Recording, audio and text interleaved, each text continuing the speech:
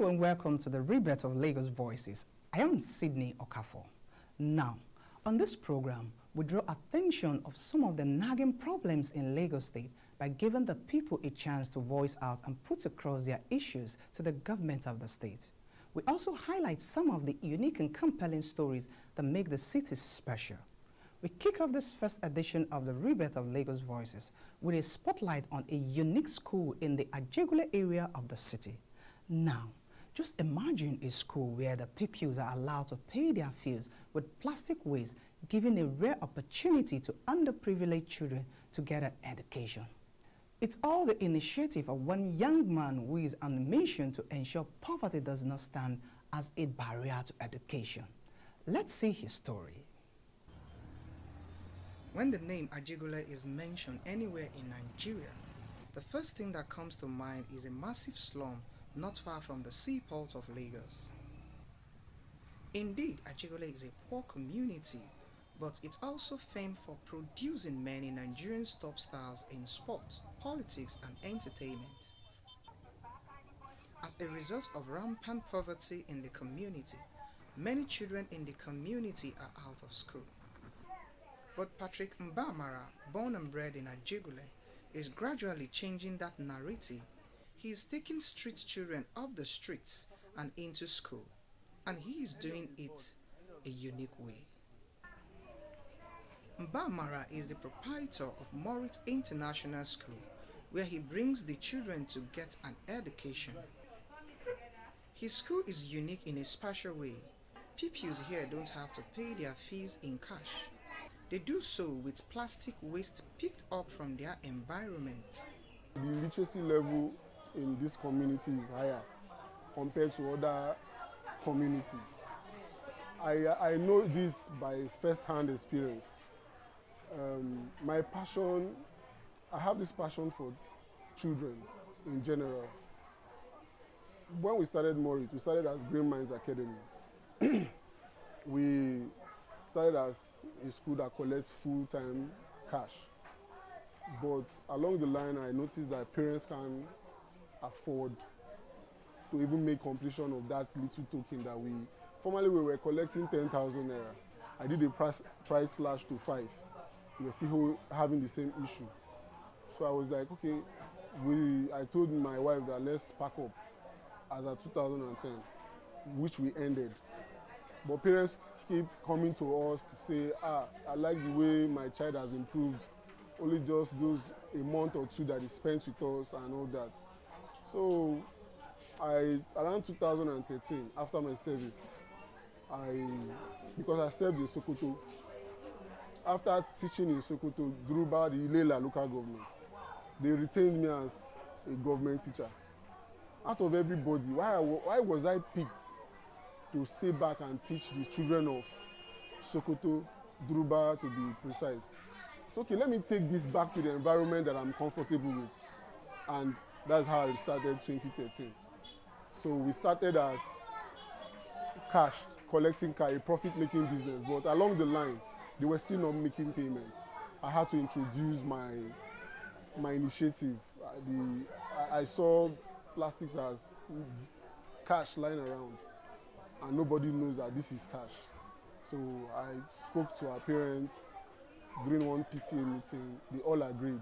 The ones that did not agree, I asked them in their offices, they can help us gather this plastic. They can even use this plastic to pay the school fees of other kids. The initiative is now helping poor parents to send their children to school. And gradually, the number of out-of-school children in the community is declining. Before I dey pay, but since where uncle tell us say if we go fees see a rubber, they bring more we dey use and they pay school fees. That's why I dey do something. We don't tell because of my children don't pay for this school. I've drama since from nursery 1 in start. Now in day for primary 3. The twins self they primary 1. And they use the rubber, they pay their school fees sometimes if I no get money. Now my sister they sell kunu. And the one way no like, now I go they gather, they bring come. Anyone where I bring, then they collect am. Then they calculate the money for me. I go just bring, if I just bring the rubber, dem go just talk say my money don reach. Before na I dey know, but now I no know how much I dey pay because of na the money rubber na im dem dey use dey pay the school fees. That time with extra lesson, with everything, na only Abdulrahman I dey pay 10,000. I have 3 children attending Morit International School, and I use waste plastic bottles to pay their school fees. Waste plastic bottles are very important to me as I use them to pay my children's school fees. We've been able to graduate almost for free with plastic bottles, 500 plus children from this school. We've been able to, you can come outside. When you're leaving, you find out that it is scarce for you to pick bottles on the road. It is scarce. All thanks to Morit. We've been able to eliminate even pure water sachets on our streets and drainages. So if I can do that in this small corner, if we have something like this in every locality, imagine how many plastic bottles or how many tons of plastic bottles will contribute in retrieving back from the drainage system. Mbamara says all the collected plastic waste is usually sold off to recycling company. The fund is then used to keep the school running. Even though the school accepts plastic bottles as payment for fees, the management of the school says most times the amount of plastic waste brought in does not cover the entire tuition. The principal told me about this plastic waste 2018. I was thinking that the plastic waste, is it because of you are doing this recycling thing? That is why you say want to say no. That every day, every end of the term, we normally quarrel about payment is not being made. Some children are not coming again. Even sometimes you tell me that you see some of them on the road hawking. The parents say there's nothing I can do. There's some of them in public school. Then this is the good idea. Say, you dare do it, you know. Some parents are doing like, how will I start picking? My family member will not see me. They will not be complaining. I say, it is your power to talk to the women. That if you say so, you look and see maybe this man is finding a way to make himself richer. So you need to tell them, you have to call a PTA meeting and address them. But I have to convince you first for you to understand how this thing can pay the parents before you not tell them. So when we first started, not everybody that started it first, I will not lie. Some parents are saying, I go do and some say, I dey sell mineral. That one no hard. If any customer will drink and finish, I go pick from there and say, thank you. You know, if one of us will say whether it's stressful for the parents, some say it's stressful, some they say some of their in-law is complaining that they are seeing their wife picking something on the floor. She's psycho now. It's okay, no problem. And I have to assure them. And again, not that the plastic waste sometimes reach the amount of the school fees. I'll tell you the truth. You stand, sometimes you wait, maybe by weight, sometimes it's only 500, 1,000, sometimes it's not even up before the term we end. The structure of the school may be far from the ideal as the classrooms are not enough and not spacious as well as lacks adequate manpower. We are not shy of going out to compete with other schools. We are not shy. In fact, we want to compete. Let us see if we are doing well or not. Let us see where we can make amendments on our curriculum and whatever we are doing. We try to give the best standard of education in this school. We try our best, but limitations are found. There are some materials that we want to get. We can't afford those materials. We can't afford some certain training. We have this issue of if we train teachers, after they get better, they want to move up to. So our job is to retrain, train and retrain till they leave. We get another set of teachers. You know, the teaching profession is not right. A lot of people don't see it as being lucrative because of the kind of salaries we pay. So we just train and retrain, face the challenges that are there. We use the Nigerian British curriculum. but we cannot apply it to the fullest because we don't have certain teaching aids. We cannot apply them to the fullest. For example, we are supposed to have a Montessori corner, we're supposed to have a science lab, we're supposed to have music room, we're supposed to have art room, and a whole lot of other things. But we can't afford those things now. And one of the issues is, as though we have our own location, our own permanent structure where we say, okay, this is for Morit. We are not paying rent. And those money for rent can be invested in, let's say, for example, this year, this term, or this year, we invest it in music lab. Next year, we invest in our library. The money, the 500,000 we are paying here, we invest it in science lab. Over the time, maybe 4 or 5 years, the school must have been well equipped to take on the challenges. So currently we are using the Nigerian British blended curriculum. It is not the less filling an import vacuum and providing an education for the very poor in society. We are calling out on individuals, corporate organizations, both locally and internationally, to come to our aid. The secondary school children don't have a place to learn. You can see their properties here. They don't have a place to learn. The place that we got made a half payment. I can't afford to pay. I'm just trusting God that the balance will come for us to pay and then move our children to that place. So I'm calling on anybody that can help us, individual, music artists, footballers, corporate organizations, government parastatals, to come, both local and international, to come and help us. We are open to any partnership as long as these children will benefit. That is my aim. Beyond helping underprivileged children to get an education, the initiative is helping to take out plastic waste which littered at Jebule, thereby achieving both educational and environmental goals.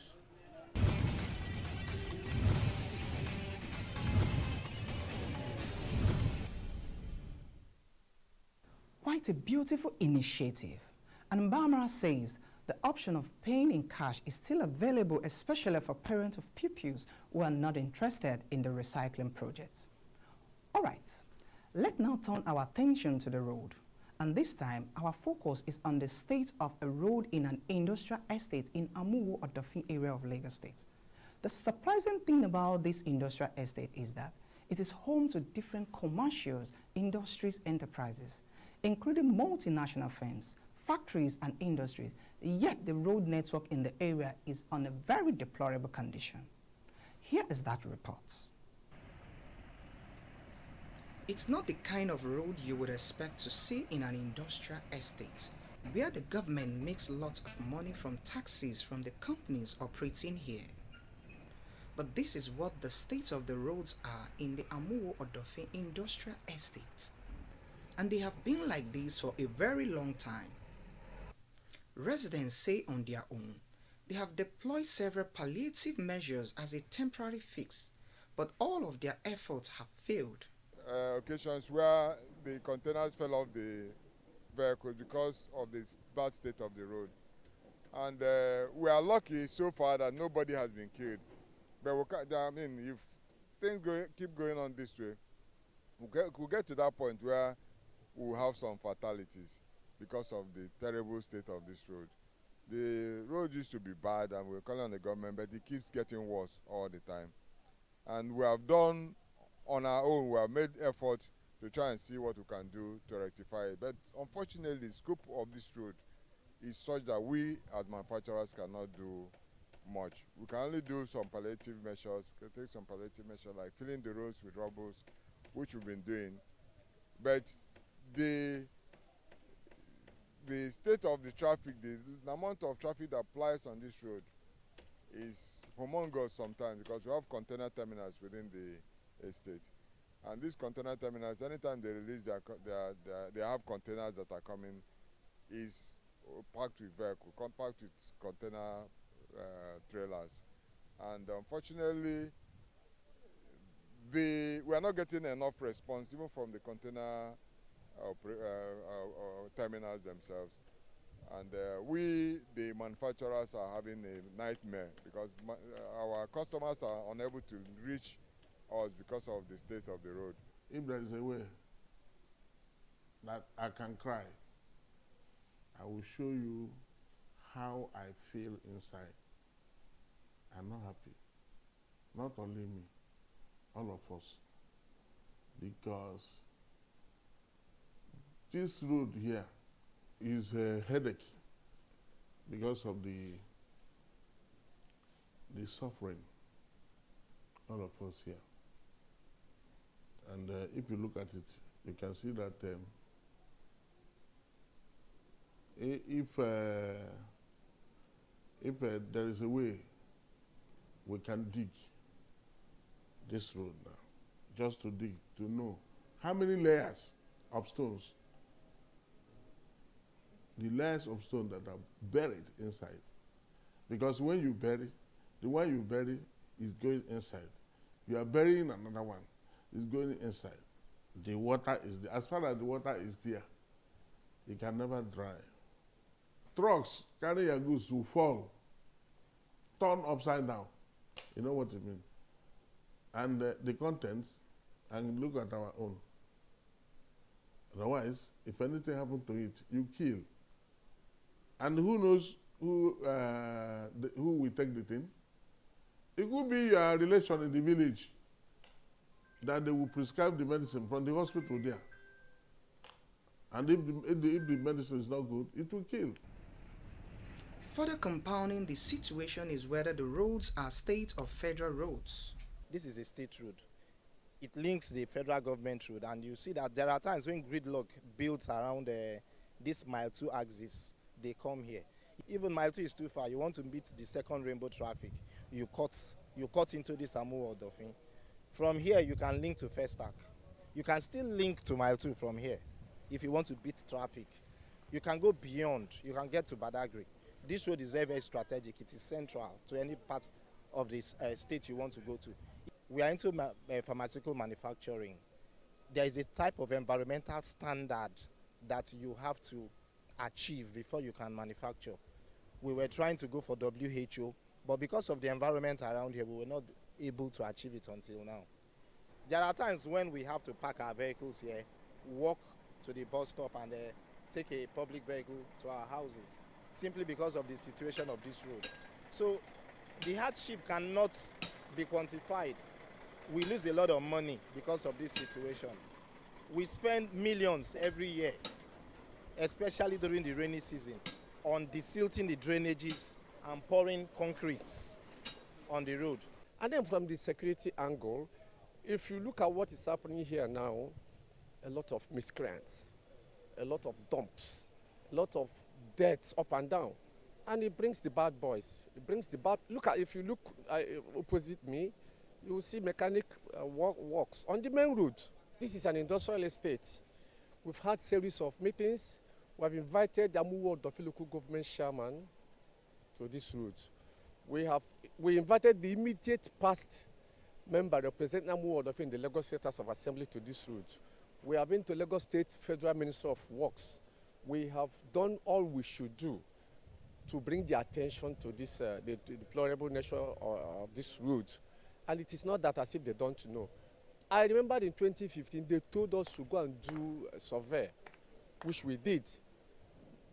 On our own, we footed the bill, did desiccated the gutters, and we discovered that the problem was that actually the channel where these waters are supposed to empty is not emptying on the way, on the channel. Rather, there are blockages. They promised they will come and do something about the blockages so that thereafter they will do the road. Up to date, no response. The member representing Amuwo-Odofin in the Lagos State House of Assembly told us they will capture it in the budget. Up to today, I don't know whether it has been captured, but the road remains deplorable. Residents say the poor state of the roads has made it possible for mechanics to indiscriminately set up roadside workshop, further littering the whole environment. The road is bad, completely bad. 8 years ago, when I came around, the road was not like this. But with the passage of time, you find out that the trucks plying through this road from the express, from the Apapa Show, the express road, the trucks, the heavy trucks are part of those, are part of the things that affected the roads. And aside that, when there's this big projects at, I think it's this second rainbow, this is first rainbow, the road was blocked, and the pressure on this road became more.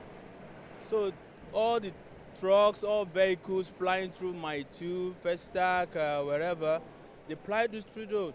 And when they ply, you can see the road gets back there and there, and apart from the vehicle, so to speak, sometimes some of these scavengers behind you, as you can see, some of them dig the road. They scavenge metals, because we have this iron company beside us there. So some of the trucks that brings in their irons, their metal, when they are leaving, they dispose the small irons, metals on the road, which are not even good for our vehicles. I've bought 4 tires within 2 years. It's a tough one for residents of the industrial estate. Apart from affecting businesses operating in the area, the residents spend so much to fix their vehicles each time they drive on the roads. They are hoping the Lagos State government in particular comes quickly to fix the roads so their businesses can come back alive.